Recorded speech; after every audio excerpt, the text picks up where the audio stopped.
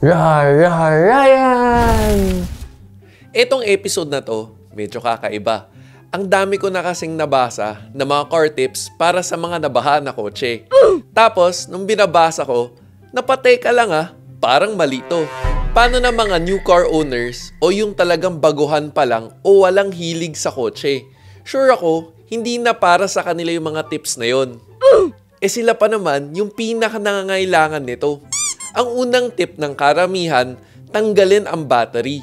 Sige nga, paano mo tatanggalin ang battery kung nakasara ang hood? Naisip ko pa naman, ang bilis mauto ng mga tao sa Pilipinas. Ang daming car tips na pinaniniwalaan kahit nakalokohan. Porket mekaniko daw ang nagsabi, hindi mo nga lang alam kung minemekaniko ka na.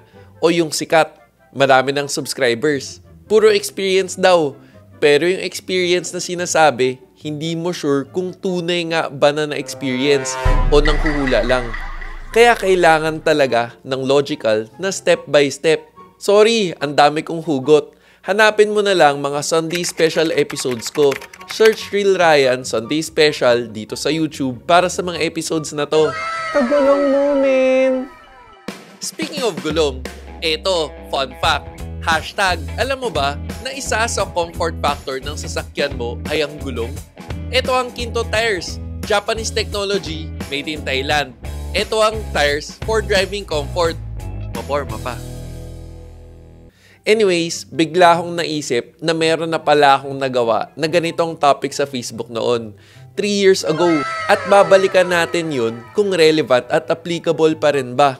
Sabi ng iba, bakit daw tayo nagbibigay ng car tips? Wala daw tayong experience. Panay research, Google at AI lang naman daw ang baon natin.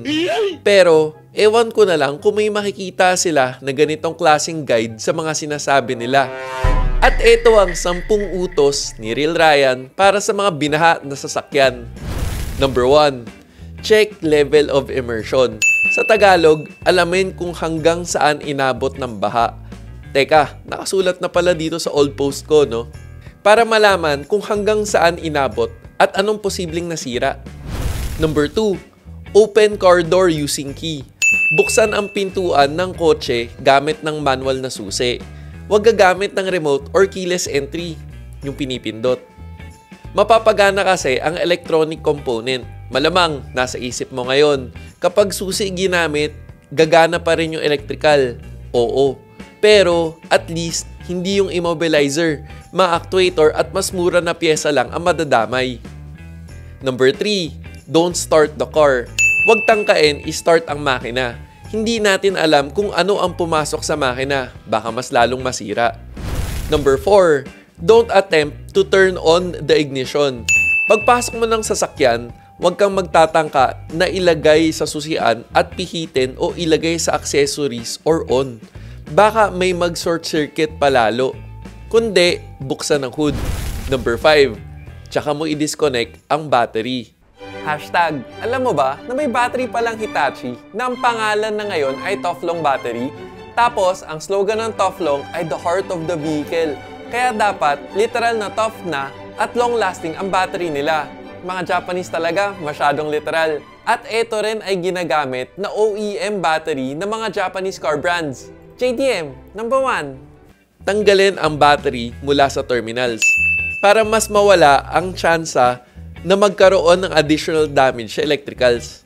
Nakakatawa kasi sa comment section nito, panay hiyaw ng mga tao, ito daw dapat ang number 1. Sige nga, gawin nyo nga yung pagtanggal ng battery nang hindi nagagawa yung mga unang steps.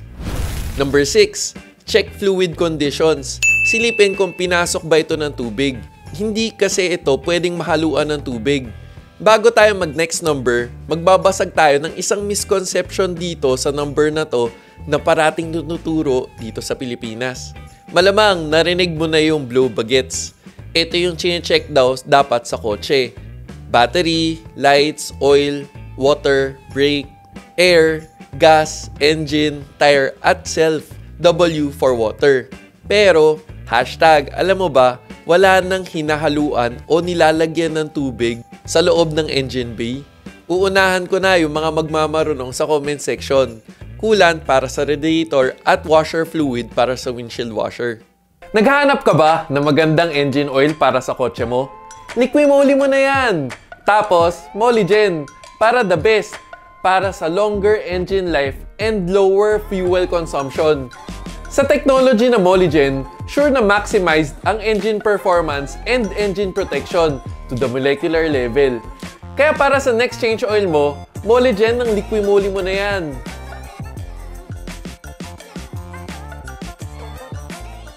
Number 7. Check air filter. Kapag basa ang air filter, malamang pinasok na ng tubig ang makina. Number 8. Open car doors. Buksan ang pintuan ng sasakyan para mas mawala yung kulob na amoy. Siyempre, mas mabilis rin matutuyo. Number 9. Take out removable items. Mga seat cover, floor mats, etc. Actually, pati na rin ibang gamit sa loob ng kotse. Kasi, kung nakabukas na ang pintuan ng sasakyan, hindi na rin ganun ka-secure ang kotse. Baka manakawang ka pa. Tsaka malamang, getting ready na rin to para sa number 10. Number 10. Seek professional help. Huwag na manghula at baka mas lalo pang masira. Dalhin na kagad ito sa kasa o trusted mechanic. Sana sa episode na to, mas nagabayan ka ng tama at anong mga dapat gawin kapag nabaha ang sasakyan mo. Sorry, nautusan pa pala kita kanina. At tingin mo ba, applicable pa rin tong content ko kahit na 3 years ago ko na pala tong nasulat? Comment below. Kung nakadagdag kaalaman tong episode na to, like mo naman yung video. At kung hindi ka pa nakasubscribe, baka naman para parati kang updated sa mga relevant at informative car-related videos. Sana nakatulong. O teka, pag may nakalimutan man ako, comment down below. This is me, Real Ryan, bringing you real talk, real experiences, and real reviews. Don't forget to subscribe, like, and click the notification bell. Thank you for watching. Peace.